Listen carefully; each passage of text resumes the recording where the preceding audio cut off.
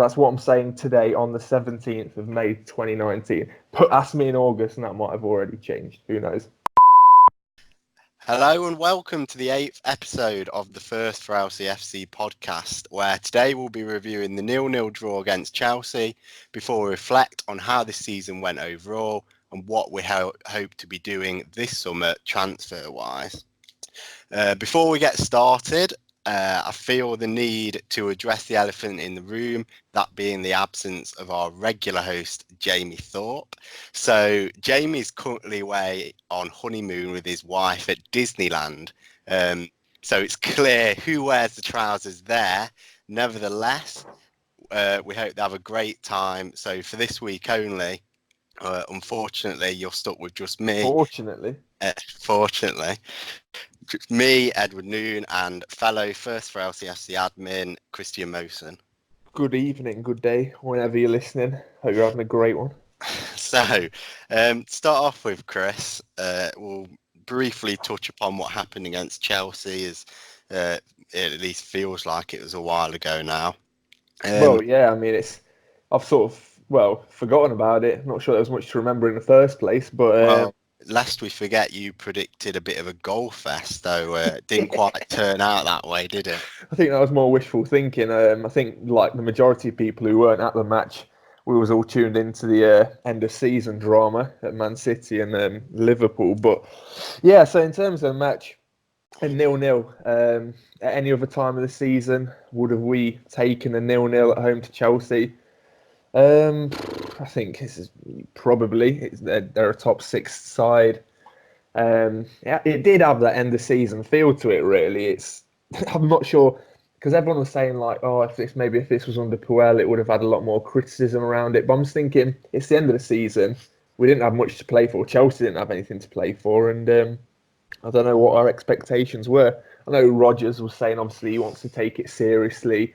He wants the best performance possible for the fans and stuff. But I think, you know, a 0-0 at home to Chelsea weren't embarrassed, and it just sort of played out like an end of season fixture, really. Yeah, it was a bit of a dead match, really. Wasn't as entertaining as the last home game against Arsenal was anyway. Did have that, like you say, the classic end of season feel to it.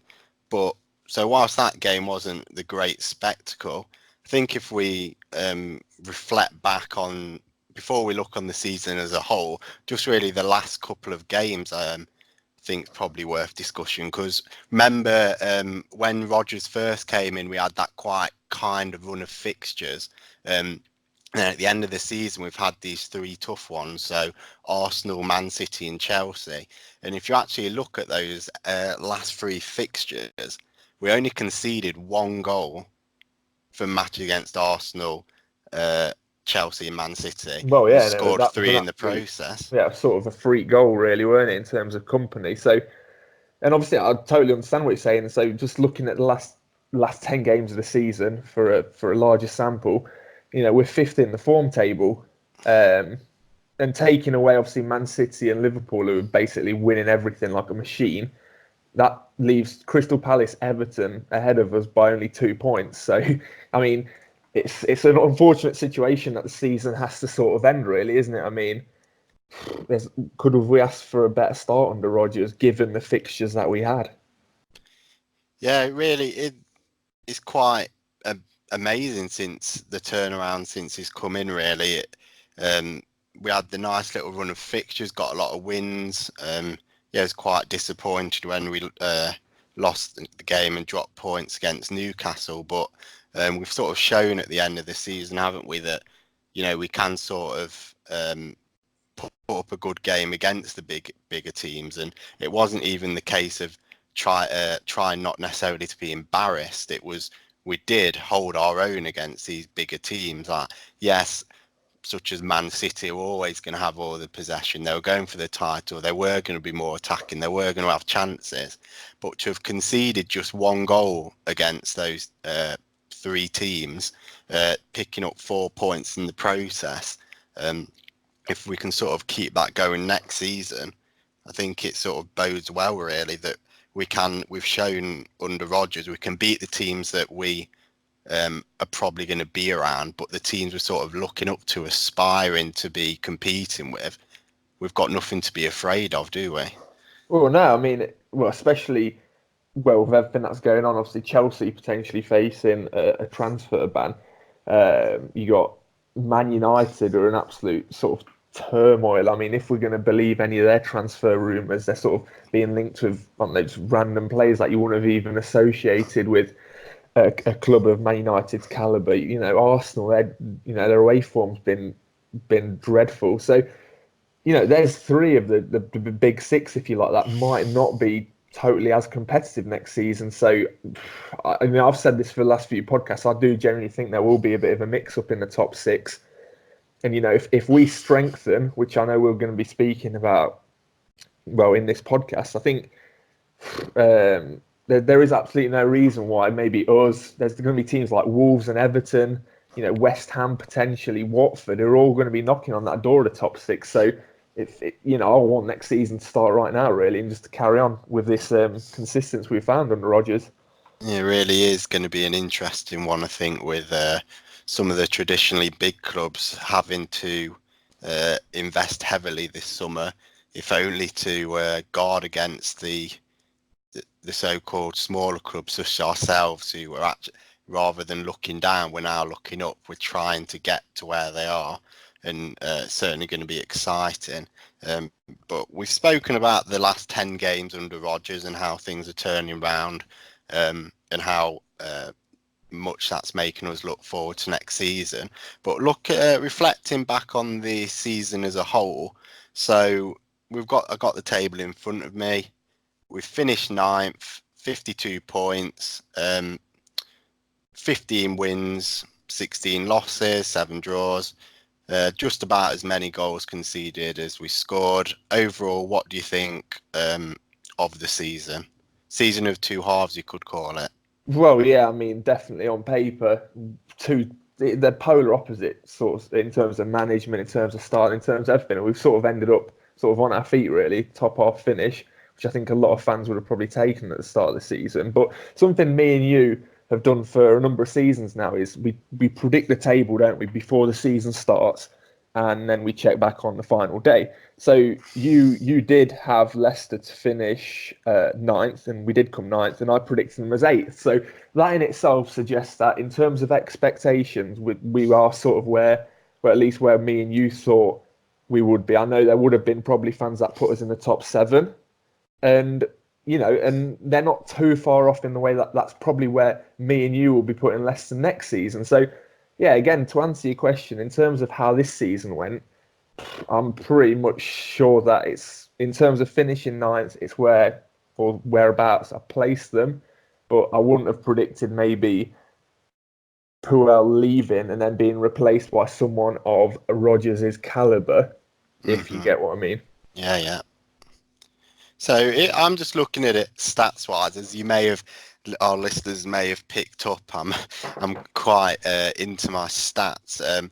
So comparing against last season, we got 5 points more, so on obvious progression there. Goal scored and against wise, we actually scored 5 less than this season. However, last season we conceded 12 more. So our defence has been considerably better this season than previous years. Last season we also only won 12, whereas this season it's 15. So perhaps the defensive solidity we've got sort of helped us hold on to some of those games that last year were ending in draws. We've actually clung on to them. Again, we've had considerably less draws this year than last year. Again, stats wise, last year we were 7 points off the Europa League spots. This year we were 5. So just about in every aspect, it's an improvement. Yes, we're still ninth, which is where we came, but winning more, defence is getting better. We've actually got a positive goal difference, if that even means anything. And I do feel like we are starting to look up now because of things like this. Well, I think I'm going into this pre-season with a totally different sort of feel about it, about like the club as a whole. Like we're going into a pre-season where we want to be holding on to like a number of key players. I mean, obviously, last season or the last couple of seasons, we've wanted to keep hold of Vardy and Mahrez, but they're sort of high profile, like they were linked with really big clubs. But I think this season, this pre-season, it's a case of we've got a strong core of young talent, and I just get the impression that they want to stay at Leicester in terms of they feel that something special is brewing. Mm-hmm. But yeah, I mean, obviously, only time will tell. But just looking at the photos, obviously, the whole team or most of the lads have gone away on sort of like a team building holiday. It seems end of season celebrations, and it just seems like we've got such a solid group of players. And if we add to that, like you said, the top six it may be shaken up next year.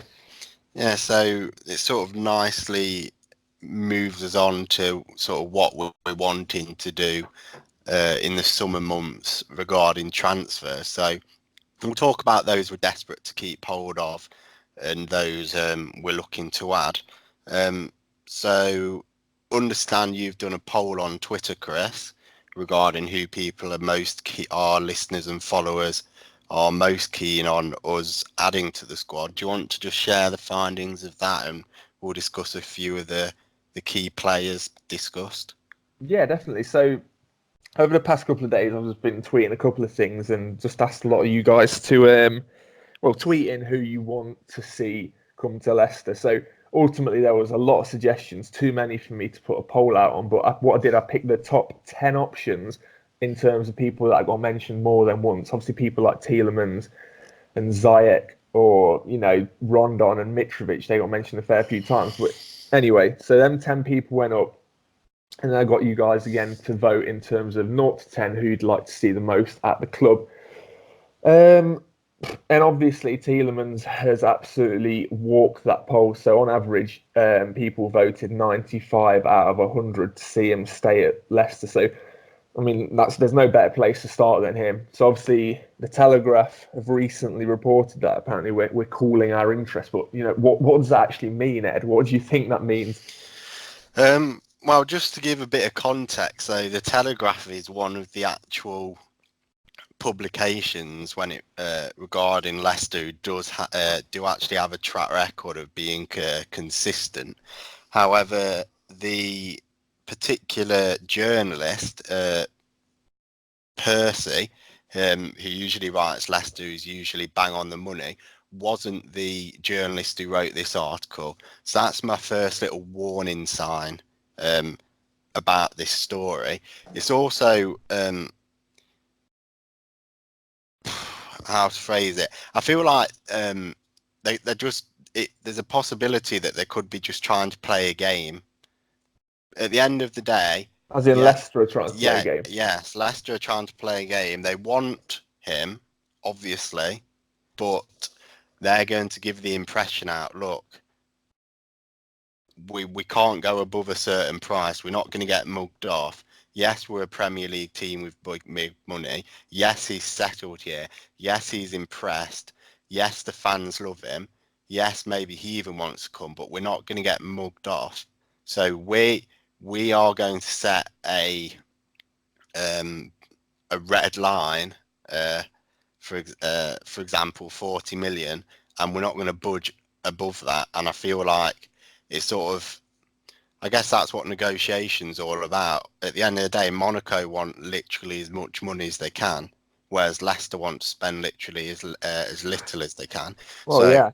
I would be quite surprised if they had literally dropped all the interest just like that. So I think it might be just a bit of mind games, really. I mean, I get what you're saying. I think obviously I've not watched any of Monaco this season, but by all accounts, since Silva's gone over there, he has impressed. And obviously that's sort of a bargaining tool, isn't it? In terms of, well, we could easily recall Silva. Do you know what I mean? That's where the games can really develop. But I think I agree with what you're saying. I am of the same thought process that it is just, oh look, we're putting this out into the press that we're not interested, sort of thing, and then Monaco might start panicking. But do you not think that's that's quite a gamble to take, isn't it, as well? Because is that not sort of encouraging other clubs like Spurs and Man United, namely, who have been linked with Tielemans, to sort of say, okay, well, they think, well, they'll be like, we're the bigger club here. Okay, we'll put 45 million and then put us on the back foot. Do you see what I'm getting at? Yeah, it is a risk. But perhaps these are risks we may have to take when we're battling it out with these clubs, because my sort of philosophy of it is, at the end of the day, look, you can say what you want about how bad Man U are at the minute, and you can say about the bizarre transfers they're being linked with, nobody players, to be honest, for a club of that stature. But if they go in for Tielemans, they're going to be able to offer much more money than us. B, they can offer Europa League football, and they are attractive propositions. So we need to say, look, we want to get this deal done, but we're not going to get mugged off. And that does sort of open the door to these lesser clubs. I'm not sure how concerned I would be about Spurs at this stage, purely because they've just got the new stadium. That I don't see them spending loads on new players. That is, unless Eriksen does leave, which he's rumoured to. I suspect they'd get a lot of money for him, as he has been extremely impressive ever since he joined the club. Well, I think it's a case of them potentially, again, if media reports to believe, like players like Danny Rose, Trippier, even maybe Alderweireld, as in 4 or 5 notable names could be leaving. And I think I read somewhere or heard somewhere that they might be willing to put in like 60 mil and then plus anything they make from transfer fees. So, I mean, it's a fair amount of money, isn't it? So it's another huge advantage we've got is Tielemans has played. Apparently, he's really accustomed to life in Leicester, as strange as that might sound, over Monaco. But so he's settled in. He's made friends. He's obviously impressed on the pitch. He's got the hearts of all Leicester fans. So, I mean, in his head, his mind might be made up, and him and his agent might just be sort of, laughing, thinking, yeah, I'm going to go Leicester anyway. But, even from his point of view, he wants, obviously, as good salary as he can get. So, you'd never know what's going on behind closed doors, do you? Yeah, I think something we also have to bear in mind is, our season's finished and we want to sign him as soon as possible, but the French league isn't finished yet. And Monaco are in a relegation battle. They're 2 points off relegation and they're level on points. So in the French league, the bottom 2 go down, I think, and the third from bottom then goes into a playoff against a team from their version of the championship. Yeah. So in theory, Monaco may have 3-4 games left. I'm not sure how it works. So they're going to be concentrating that in the immediate future anyway. So I think the only different, obviously, as per that Telegraph report, it says that Jardim's planning a mass overhaul, which that's straight away I had question marks around that, because, as you said, they're basically battling relegation. Like, I'm not sure, one, who they can actually attract, and two, is like rocking the boat that massively necessarily the right thing for them. But that's a separate debate, I guess. But I do agree that they probably won't be focusing on transfers if they're at risk of falling out of the top tier of French football. But yeah, we definitely want it. I'd be very disappointed, let's put it that way, if we were just dropping out of the race because the price went up from what we were initially quoted. It's gone up because he's impressed that much.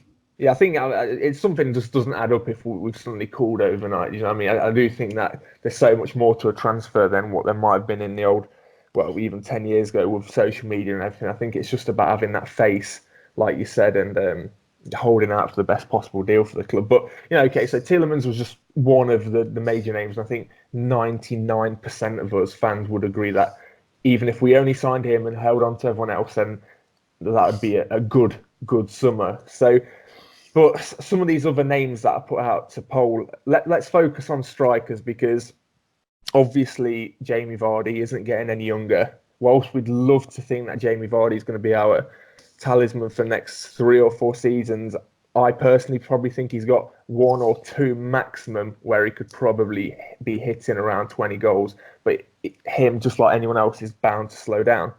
So a couple of strikers, which again were suggested. None of these were my suggestions.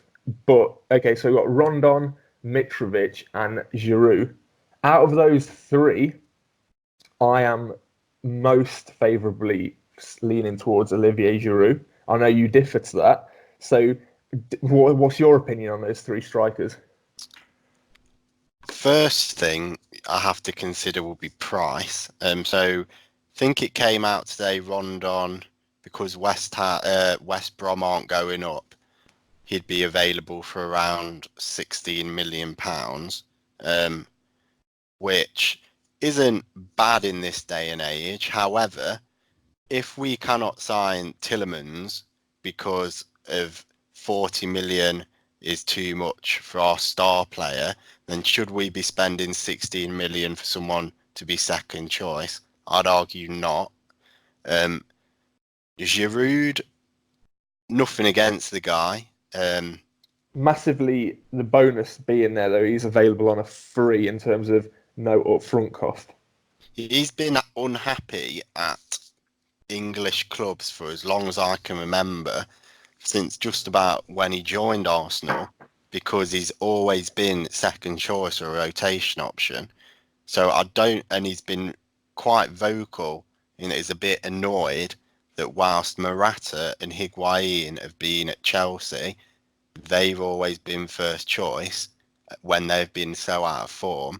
But I don't see, because of that, I don't see why he'd be interested in coming to Leicester. Even if he was told, you might get 20 games a year. It's like, well, why? I think he's good enough and he's put a shift in at these clubs and scored and showed he's capable of being first choice somewhere. If it wasn't for Vardy, and we weren't blessed with possibly the best striker we've ever had, definitely the best in my living memory, in my opinion, Giroud would be a great choice. I think ultimately it's the whole debate about the way we play. So I can see Giroud sort of partnering someone like Vardy because of Giroud's ultimate qualities being his hold-up play, his strength, his ability to actually interact with the game through midfield and maybe have that man in between the midfield and the attacking force. But I do agree with you that would he be happy to come to Leicester to again come off the bench? Oh, Rodgers does have that in his locker. I seem to remember, wasn't the season they nearly won the league? It was Suarez and Sturridge up front with, I'm guessing, without looking, Coutinho behind them. Well, obviously, they had Sterling as well. Yeah, I mean, as in, gets my point is they had 2 strikers. Well, yeah, no, absolutely. Which in this day and age isn't the most common thing. Yeah, I guess that'd be a whole different headache in terms of how we'd line up through the midfield. It would be a different shape to how we ended the season. It's just, I think, in terms of out of Giroud, Mitrovic, and Rondon, Giroud for me is the best player out of the 3. Rondon, he's ended the season very strongly, and I think Mitrovic, you don't know what you're getting when you sign Mitrovic, do you? He basically sort of ended his time at Newcastle negatively. He didn't do enough to keep Fulham up. So I think you're taking a gamble, and I'm not sure what Mitrovic would be available for, but I think in terms of Giroud, you're going to get X amount of goals and a quality player who still plies his trade at the top level of international football as well. If you want me to do a nice little segue onto another player we can discuss, my issue with those players are, I don't think they'll be happy with being second choice, but the one I would rather have most is Giroud. However, what is the point in getting him if we've accepted Vardy's only going to be around for a few more years. Well, so is Giroud. So then we're going to have to buy in a couple more years at least one, if not two strikers. Now, one player we have been linked with in reports in the last couple of days is a young striker. So in quite contrast to those three we've previously been discussing, one many people may not have heard of before. Forgive me if I'm pronouncing this wrong. I believe it's called Jean-Kevin Augustin, currently at Red Bull Leipzig. Do you know anything about him? From the videos you've watched, what you've read? Just to it's give one a of bit those. of I mean, context, he's 21 years old, French international, came up through PSG, currently plying his trade in the Bundesliga. yeah. So obviously it was around this time yesterday that me and you were speaking. You sent me the link. I read the article, and my initial reaction was like, I mean, it's just a case of another player along the lines of, sort of Gazal or Mendy or, Kramaric, anyone, basically any player we've signed from a foreign league at that time of them being mentioned, everyone's going to be typing on YouTube and they're going to be watching, or Musa, there's a better example, say, oh, yeah, it's Musa, he scores all these great goals, he's so quick. But that's all me personally, that's all I'm going on. I don't watch the Bundesliga, and from what we've discussed again, I don't think did he feature that much in the Europa League. I'm not sure. Was he starting for them? So stats wise, he's played 37 games this season, 11 goals. Of those in the Europa League, he's played 11, got 3, and in the Bundesliga, he's got 25 and scored 8. One thing to note with that is, though, according to some other stats I've got in front of me, he has only started 3 league games this season. So 22 games off the bench, he's scored 8 goals. That's considerably better than our current, at least stats wise, bench player in Iheanacho, significantly. And B, it would also suggest that perhaps, and yes, I get he's trying to leave now, but perhaps he's more accepting of being a bench player at this stage in his career. So, because he's been used to that at Leipzig and at Paris Saint-Germain before that. One point I would make is, as we've been saying, Vardy will be slowing down soon in the next year or two. He's not going to be able to keep forming at this high level.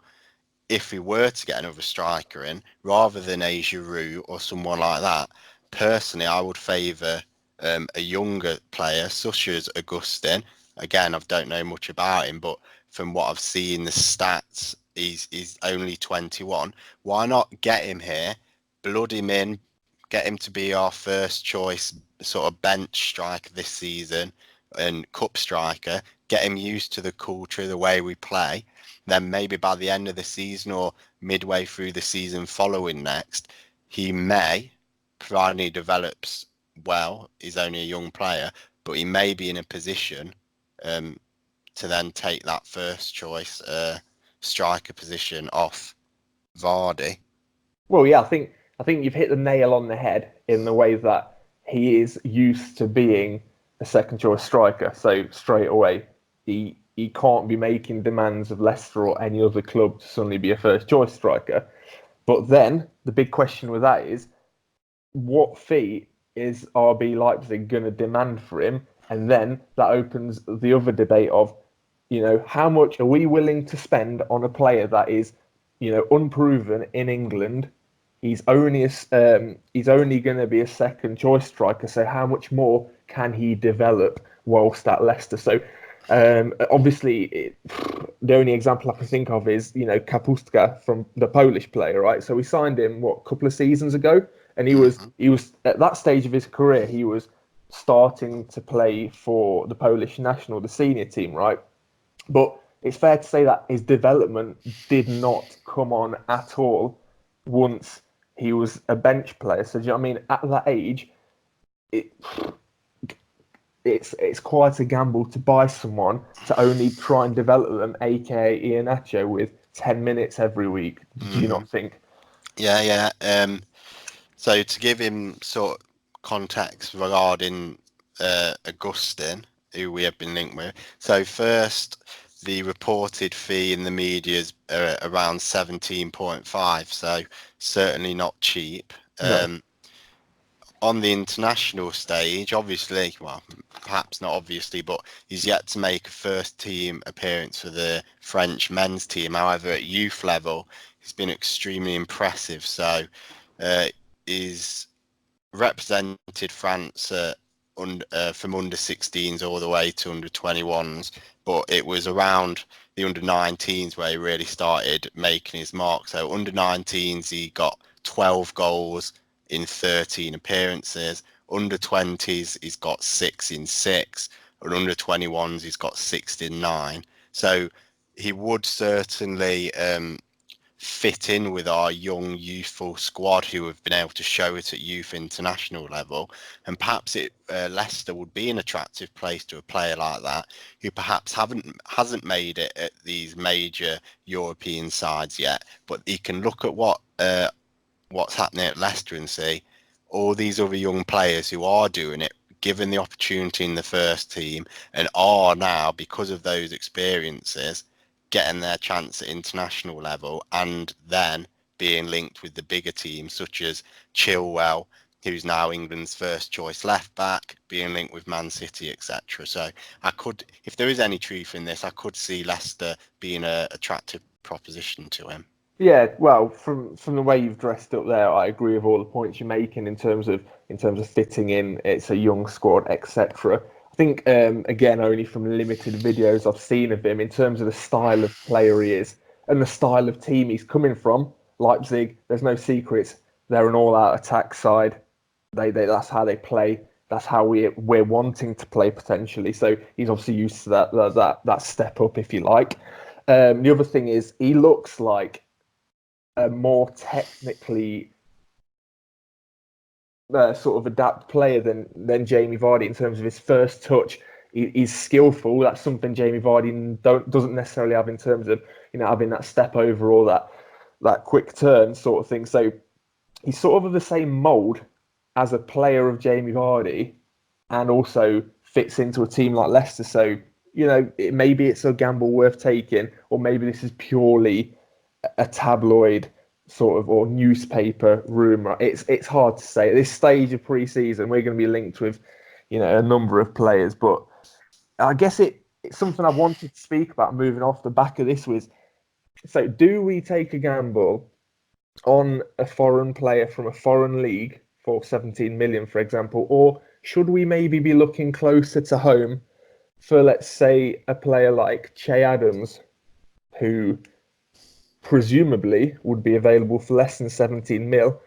He's used to a very competitive division in the Championship, and he's accustomed to the English game.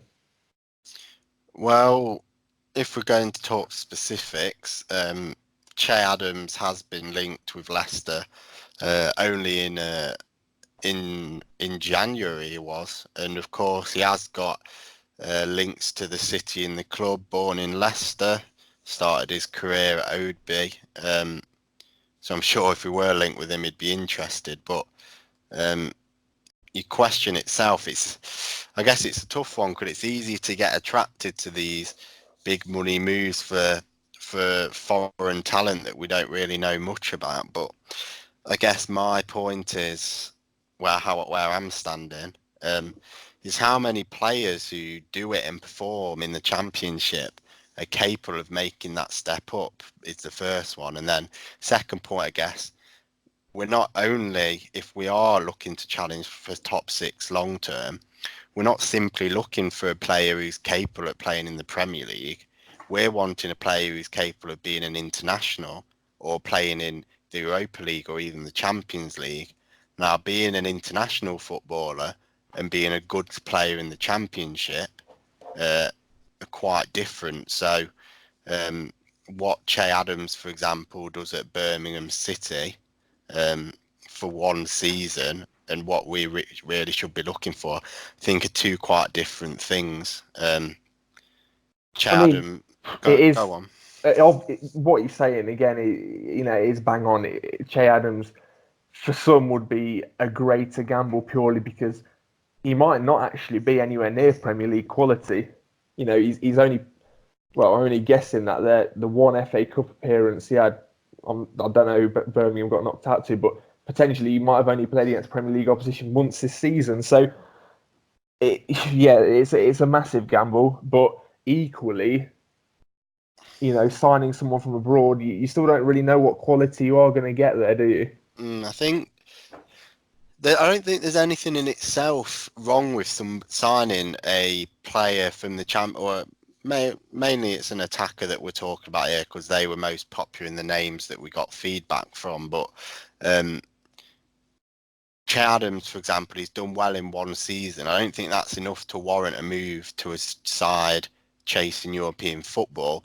That being said, one player who kind of is a championship player, kind of isn't, because he's actually Chelsea owned, but someone I would be open to us signing for a long-term striker replacement is Tammy Abrahams. Like, he's played 2 seasons in the Championship. First season he got 23 goals. Second season he's got 25. Was heavily linked with moving to Wolves in January. He's also an England international and has played under 21, so he's known by players like Maddison and Chilwell and Gray. So he'd slip right in. So I guess the point is you got to get the right profile player, the right character that would sort of fit in. And it's all well and good saying, oh, they're young, they've got potential, but that's not necessarily enough. If they have this good camaraderie with the young core we've already got, then that's great. But just being a young player who does well in the Championship for one season, I think it's easy to just go, oh, they're the next big thing, they're amazing, let's spend 15, 20 million on them, and then they come and they're no better than what we've already got. See, a lot of fans aren't necessarily happy with how Gray's progressed. He was a decent Championship player who everyone thought had potential. So I think people just need to, when it's these Championship players, take their time, really assess them, think about what they're like as a character, and what is actually their potential, rather than flash in a pan what have they done in the last 12 months. Well, yeah, and I think, it's a very logical argument you make. I think there's other players in that category then, like Daniel James at Swansea, ridiculously, or maybe not ridiculously, linked with Man United, and off the back of one good season. There's, Max Aarons, I think he's at Norwich. Again, another name that was put to us. Again, so, there's 2 or 3 young players, and like you said, We were linked with Kemar Roof as well, the Leeds attacker. Not as young as the others, but he's only... so in the Championship, he's only ever scored more than 10 goals twice. Best ever haul in his career has been 14 goals. So I just think asking someone who's just meeting the grade of a Championship attacker to then be like, oh, come on, fire us to Europe, it's a big step up. Well, yeah, I think in terms of Tammy Abrahams, I think Chelsea will probably be executing their right to recall him, and I won't be surprised if he's in the squad match day 1 next season. I think he's had time to develop, and I think Sarri or whoever's in charge is going to absolutely have to utilise whatever players they've got out on loan next season if they are faced with this embargo. But again, our debate as Leicester City fans, we obviously want the best for the club, and as we've alluded to in this podcast and previous podcasts, we are aiming to be a European club, right? So, do you think in negotiations we can persuade potentially bigger players, proven players, come to Leicester? We're going to be a European club within 2 seasons. Give us that chance. Do you think we can use European football as a as a leverage over other teams to try and persuade players to come to us? Define other teams. Okay, it's I think I okay. So say Wolves, as in terms of teams in our bracket, you got Wolves, Everton, potentially West Ham, and ourselves. But then you've got teams like Arsenal, Man United. Let's use them two on the demise. So would a player be like, let's use, I don't know, Zaha as an example. He wants Champions League football and he wants it right now.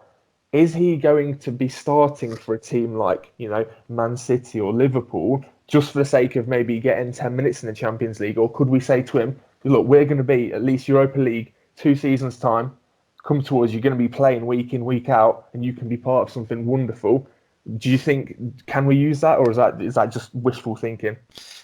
Personally, and I think this is where there's been a lot of agreement in this podcast so far, but I think this is where we're going to take different turns. I think there's a lot of fans who believe such things, but that's because they've got their rose tinted specs on. I think a player like, I'll just pick on Zaha purely because you suggested him just now, and B, he was actually one of the most tweeted in names when we did put the poll to the people on Twitter. No, I don't think we can compete with them for players like that for any number of reasons. So the best we can offer a player in 2 years is going to be Europa League football. Theoretically. Yeah. Let's presume nothing absolutely ridiculous happens whereby the big six, a couple of them completely fall away and end up being total mid-table sides, and we just step up and be one of the best teams in the country. Let's just assume we have a nice, reasonable progression. The best we can offer them is your Europa League. Well, they've already got that. Like a Man U, Arsenal have already got that. They've also got finances to give better wages. They've got bigger reputation, bigger fan base, bigger. The club's got bigger history. I just don't think it's all well and good saying, "Oh, look what we're offering you," and look at all the other young players we've got. But I just don't think it's difficult. It's, do players think with this immediate gratification, or can they defer it and put it to one side for a couple of years to come to Leicester and then potentially get there? I don't think they can. Footballers, mainly because it's a very short career, or perhaps even more so because they've got bad people in their ear, but they're very short-sighted. They need, if there's the opportunity to go to a bigger club, ply the trade in Europe, get paid more, be in the newspapers more, get more money. I'm sorry, but the opportunity of playing with a lot of young people, it's just not as appealing. Okay, well, yeah, again, valid points, but okay, Man United this season, as in this coming season, you've got Ole Gunnar Solskjaer. Do you think players are waking up in the morning? Oh, I want to work under Ole Gunnar Solskjaer, that proven manager. Is he going to develop them? Is he going to take them to the next level, or is someone like Brendan Rodgers going to take them and develop them as a player? Because for me personally, I don't see Man U competing for any trophy next season. Maybe like the League Cup or the FA Cup, but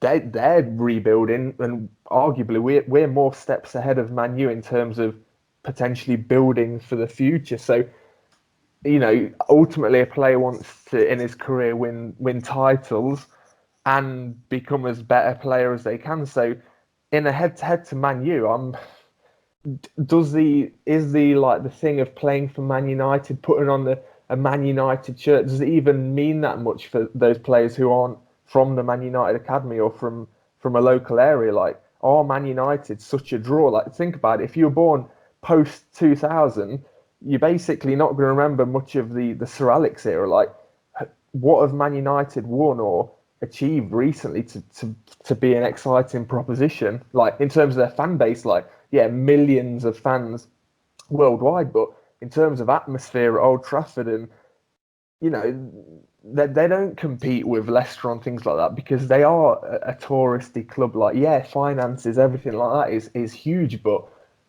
passion and stuff like that, and progression, like I said, in terms of management, surely they're better off coming to Leicester. I just don't see it. I just think the draw is there, and I'm saying I don't think it is. Like just a season ago, Man United were linked with Godin, Griezmann. Neither of them probably even considered Man United this year. Why is that then?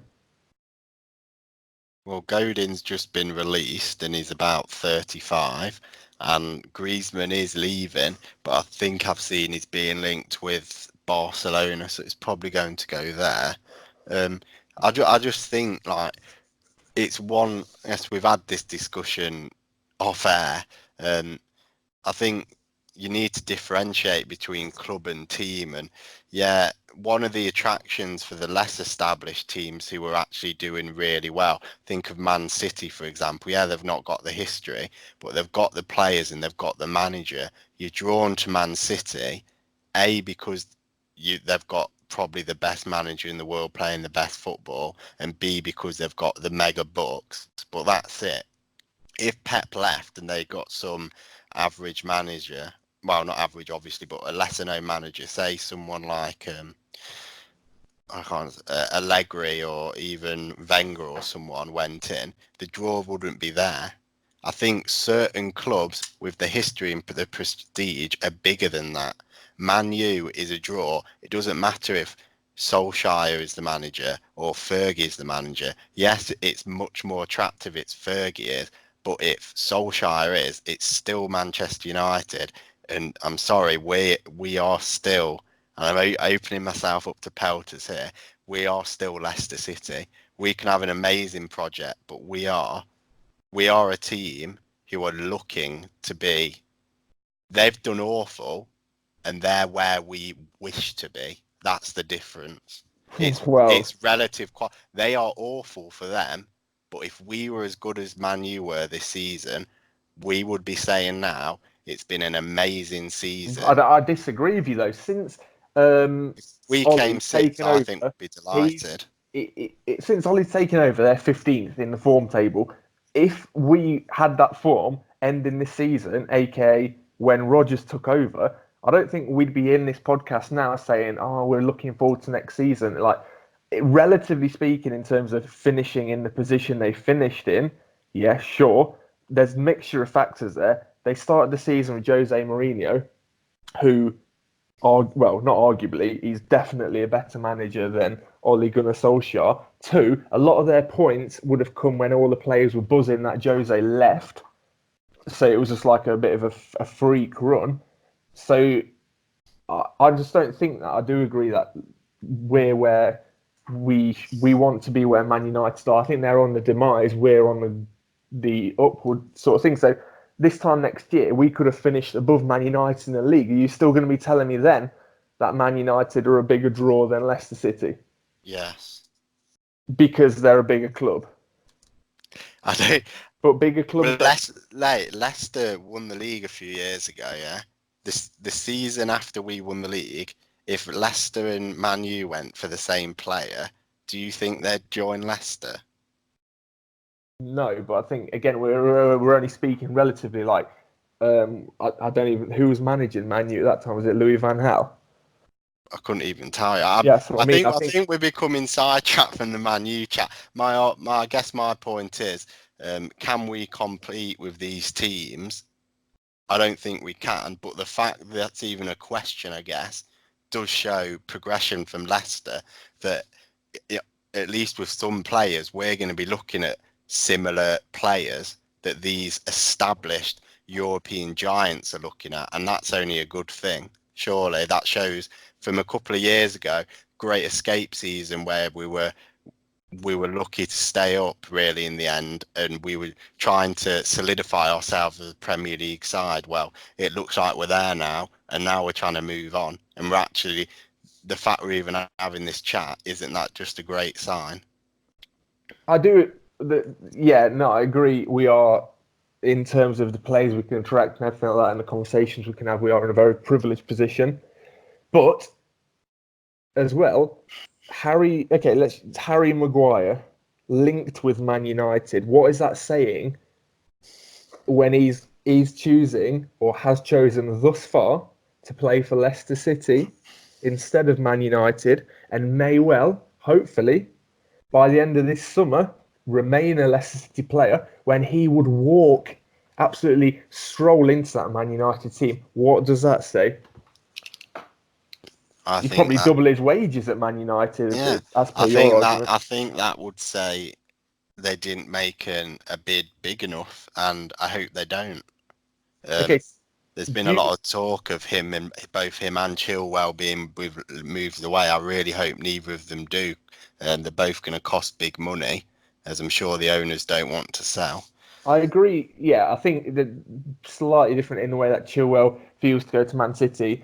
He'll understand that he's not necessarily guaranteed game time. I think Harry Maguire would walk in and would start for Man United. But I'm saying, hypothetically, here's £80 million from Man United. That's probably what Leicester are looking for. Do you think Harry Maguire will be angling for a move away from Leicester? If he was if Leicester City accepted a bid tomorrow for 80 million or whatever amount it was, be it 50, 60, 70, whatever, I don't think he would be a Leicester City player at the end of this month. But I think, okay, so take away the fee, because obviously that's up to the club really, but in his head, he'd go. Yeah, okay, well, I guess that's the question I'm asking. Now, obviously that's, I'll disagree with you, but I've given my reasons. But it's just interesting to see there are two clear different perspectives. I think, when I put it out on the Twitter account, majority of fans were sort of saying, yeah, there's no reason Leicester can't be bigger than Man United, as in perform better next season. But yeah, I agree. There is a massive dose of we're Leicester fans. We think we're maybe better than what we are, and I agree. Sometimes I do think like that. It's hard not to get caught up in the emotions, but it is interesting to see it from the other side as well, and it certainly does ground you in terms of Man United are a huge club historically.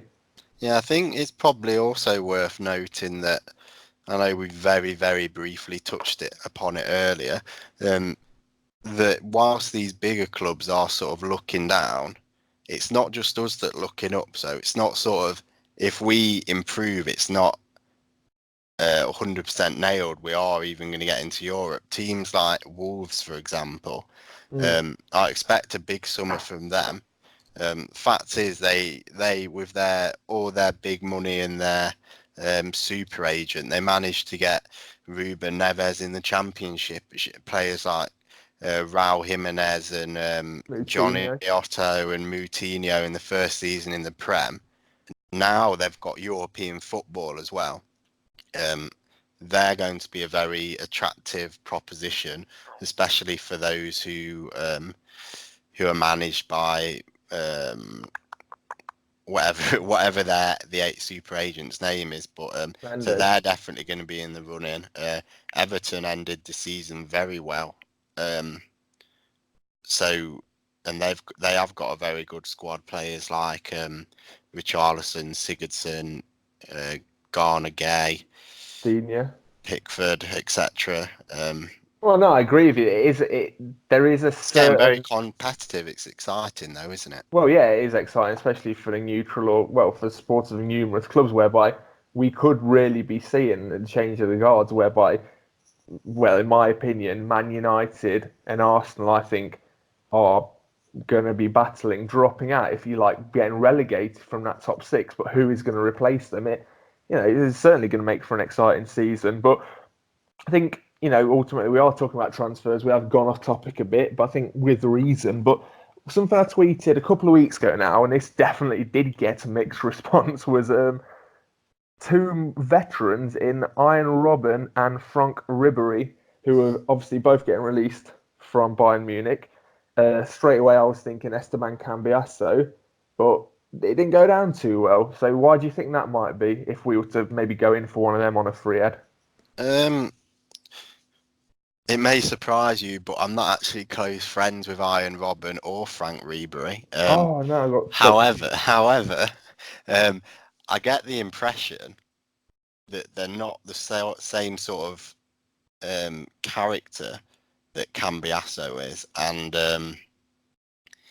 it's just when you bring in this experienced veteran who's played at the biggest club, is a multi-millionaire, massive name, achieved just about everything they can. When they come to a smaller club, aren't guaranteed to play all the time, aren't guaranteed to win. I feel that the actual character, the personality, and what they actually bring to the dressing room is as important as what they're doing on the pitch. And if they don't bring that element and can actually pick the rest of the squad up, teach some of our take a few younger players under their arms, they're not probably going to be worth the money we'd have to pay on wages, because let's not kid ourselves, they'd want 100k plus, I imagine. Yeah, no doubt. So I can see why it's immediately not. Obviously, who wouldn't have a few years ago loved, especially Robben, to be going down our wing, especially with the state our wingers have been in this season, goals and assist wise. But it's a nice thought, sure, but I just don't see it happening. I like having young, enthusiastic, energetic players out wide, and the thought of dropping one of them for, like, how old are they now? 35, 36, 37. It just doesn't Yeah, really fit in with the. So Robin's 35 and uh, Ribery's 34, I think. 36, mate. Oh, is it? Yeah, I got them the wrong way around. Uh, Then. But nonetheless, like, so obviously you're on that side of the fence, and it's totally understandable. But what I'm saying is, if they are of that mindset and they are even willing to enter negotiations, look, me and you both play Football Manager.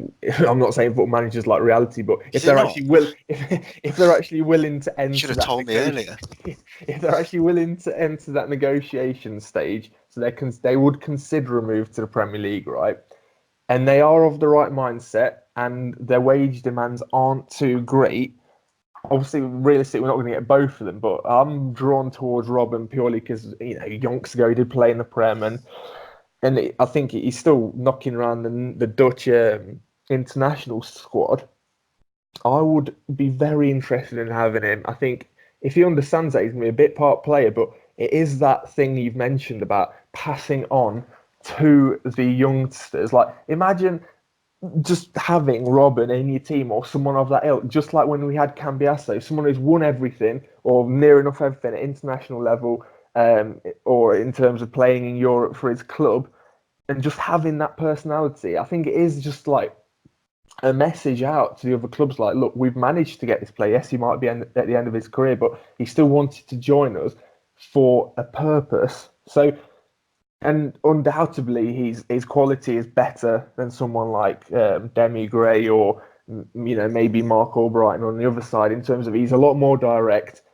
He'd be creating chances. I just think that if there is an option to maybe to try and get someone like that in, we should definitely be pursuing it. To strike that balance of young and old. Like we can't just go in at the bottom end of the scale and have like an average age of 24 or something, because ultimately, if we want to get into the European campaign, we need those wise heads saying, "Look, this is how we're closing games out. We're gonna go out all out attack, and to ultimately pass it on to that next generation of player." So that's the way I'm looking at it. But realistically, I don't think.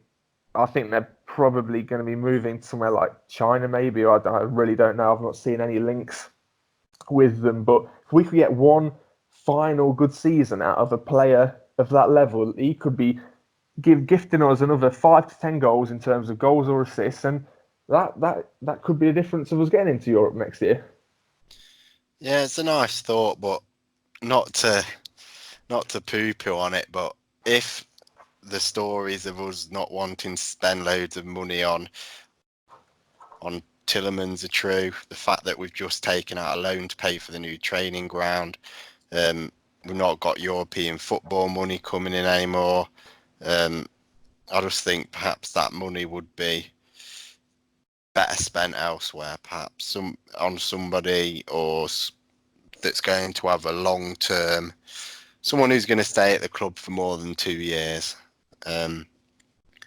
Again, it's a lovely thought, but I just don't see it happening. Well, yeah, I think, let's face it, a lot of this hinges on Tielemans 40 mil.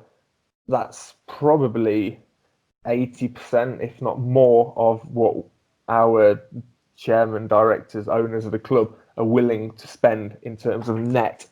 I don't think we're going to be selling anyone who's going to be sort of adding much more to that. We're probably going to be looking at maybe, getting rid of some players. I think some that got mentioned were, Matty James, Andy King, Islam Slimani, Silva, Gazal, and Kelechi Iheanacho. But without going into too much depth, I don't think selling someone like Kelechi is the right thing to do, purely because I think we could probably make more on him if he actually turns into a decent player, or even keep him. But James, King, Slimani, Gazal, if he wants to go, we're not going to get much for them, are we? So, and then Silva, if he is going to go, he's going to be used as leverage for Tielemans. So, yeah, like I said, we're not going to have a massive budget, but it's just a lot of it hinges on that Tielemans move. I think it will be important to shift a bit. Don't like to use the phrase because some of these players have contributed a lot to getting us where we are today, but shifting a bit of dead wood, not necessarily to get in mega transfer fees, but just to free up like the wage budget, like releasing players like who were, for obvious reasons, Simpsons and Okazaki. They're not going to have been on small money. That's going to, this is a complete guess, that might be nearing 100 grand a week between them. Maybe a little bit less, but £80,000 a week or something. Well, I think it's interesting because obviously when we won the Premier League, I think a lot of players had, contract renewals. Now, I might be plucking this out, but I won't be surprised if someone like Simpson's maybe taking home, 60 plus grand himself, and Okazaki at least 40, I think. So yeah, about 100 grand's probably right. So that does free up room to get get a new bigger name player who. Wait, I've just got something up in front of me. You can never trust these salary things online. However, says Danny Simpson was on 45 grand. Okay. Believable. And who was the other one? Okazaki, 35. Perhaps surprised that's a little low, but £80,000 a week is a lot of money. And then if you look at other players we might be getting rid of, so Adrian Silva's our fifth highest paid on 80 grand apparently, so that's a lot to we shifted Abora not too long ago, he was on 55, Gazal on 45. It's not small amounts of money. These getting rid of these players is going to free up room in the wage budget and or the transfer budget that is going to allow us to invest. But yeah, I think so. But again, it is a double-edged sword, isn't it? Because towards the end of the season, or maybe throughout the whole season, certain segments of fans, including ourselves in this podcast, have been moaning that our squad depth really isn't that good in terms of, we look to our bench, it's not filling us with sort of optimism to seeing out games. So that suggests we probably need, upwards of 3 or 4, decent players to slip right into that squad. So, are we not running the risk of potentially just replacing these sort of players who aren't really contributing much with other players who might not contribute much because we're trying to do it on a budget? Yeah, but I think we need to buy smart. Really, let's assume we got rid of Shinji, Danny Simpson. Let's say we get rid of Silva. That's £150,000 a week. £160,000 a week saved. That's enough for two big name players. Well, that's if they're on free transfers, you're assuming. Well, I mean, as in wage wise, that's enough for two big name transfers. But obviously, it's all well and good making room in the squad, but if we don't fill it with adequate quality better than what we already have, it's not really worth doing, is it? Well, no, we are at a risk of, maybe going backwards in terms of, well, not backwards, but especially not adding to the quality. So I think, when was it? Was it in January time or something? There was that ludicrous article where obviously you could take it literally. We was told that we're going to have 200 million to spend, but I think that eventually turned out to be like over the next 2 or 3 seasons or something. So there is money there to be spent, but ultimately wisely. Agreed. We've spent badly. Let's not beat around the bush. Ever since we won the Premier League season, in my opinion. Well, yeah, and notoriously that summer after, that was dreadful. Oh yeah, they're really not impressed. Other than players like Evans. Well, actually, this year we did quite a bit better. Actually, in the last couple of years, we've managed to bring in players like Evans, Maguire, Pereira, Maddison, and now Tielemans. I don't know what's happened, but a couple of years before that, it really was dire. So don't know if somebody's new has entered the fold, or people have finally started to actually do their job properly. But Well, it's interesting you say that, because obviously we've just recently appointed Lee Congerton at the. He's a senior head of recruitment now, isn't he? So this is going to be his first summer, sort of, pulling the strings. I'm not sure how much of a role, like in modern day football, how much of a role does Rodgers even have in terms of directing, transfers that he wants it. So I mean, with Lee Congerton, we don't know what to expect, do we? well, if reading anything that fans of Celtic, and I think it's Sunderland, have said, he's not got a great track record. However, I do understand he's close with Rodgers, so I suspect he will be getting players in that Rodgers want. But there was a lot of quite a bit of, especially from salty Celtic fans, a lot of laughter on Twitter was coming our Leicester City's way once that announcement was made, and the vast majority of them were very happy that he'd left the club, and we'd actually paid them for doing so. But I'm not sure whether that's just, again, them being salty, is the word to use these days. We could probably quickly silence that if we signed someone like Kieran Tierney. Not saying we need him, but I think ultimately, I think the proof will be in the pudding at the end of this summer to see if we do actually get anyone decent. But well, I think ultimately, to summarise, it could be, ultimately going any way this summer, couldn't it? We don't really know what to expect, do we? Yeah, I think it's quite, and I guess in any review like this, looking at transfers for the summer ahead, you'd always say it's a big one and there's lots of interesting moves. But I do feel like this is a big summer if Leicester City are going to now challenge, not for the league, but for the top 6. We've got to keep hold of our best players. The vultures will come eventually to swoop. Chilwell is young and is doing very well, and is an international footballer. Maguire proved himself in the Prem last year and this year, and at the World Cup with England. They're only young and they're only going to get better. There is going to be interest in them.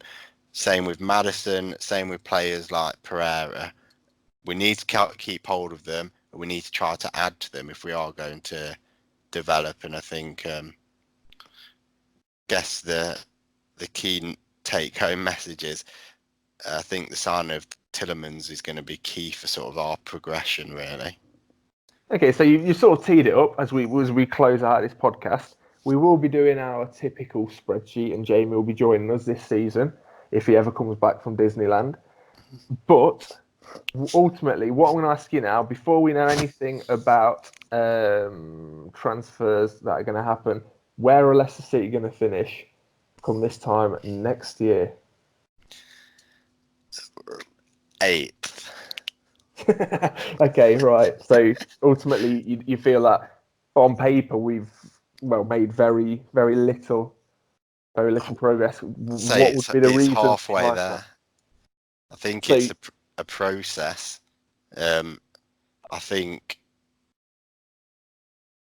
so the top 4 who finished in top 4 this season, I don't think are going to be even at threat of being out lower down the league than us. I think Man U will invest and they will be better. I think Arsenal are at risk of falling 6th, 7th, 8th. I think they'll finish lowest of them all. I think Wolves will invest and they'll be able to keep their ground. And I think we'll be the best of the rest. I think Wolves will probably finish above us again. So, just judging by what you said, are you suggesting that Wolves may replace Arsenal in the top 6?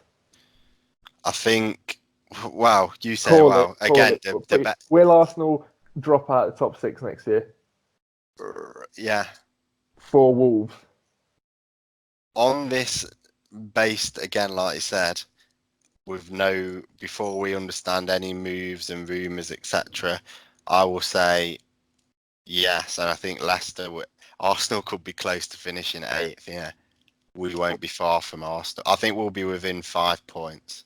Well, don't get me wrong. Obviously, I'm going to make my predictions, and we'll record a podcast almost at the start of next season, and our opinions might have already changed by then. But how I see next season faring, Man City and Liverpool, they're untouchable. I think Spurs, third. I think Chelsea fourth. So yeah, the top 4. There's only a slight difference there. Right, now you got Arsenal and Man United. I'm going to make a bold call right now. I think Man United will drop out of the top 7, but Arsenal will stay. So keep Arsenal 5th. I'll put my Leicester City tinted glasses on. I think Leicester will finish 6th, Wolves 7th, Man United 8th. So that's what I'm saying today on the 17th of May 2019. But ask me in August and that might have already changed. Who knows? It's brave, I'll give you that much. But obviously this isn't a Man United podcast, but I just don't see them attracting big players. I think they're maybe going to properly go for young players, and that doesn't necessarily mean good things in the short term.